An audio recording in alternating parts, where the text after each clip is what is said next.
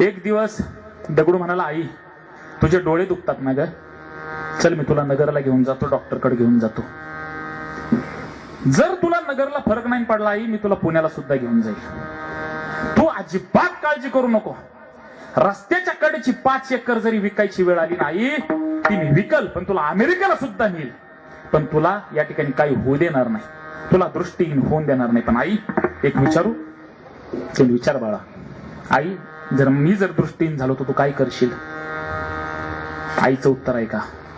आई म्हणाली, बाळा तू जेवढं करशील, जेवढी पळापळी करशील तेवढं तर काय माझ्याच्याने होणार नाही. जमीन विकणं माझ्याच्याने होणार नाही.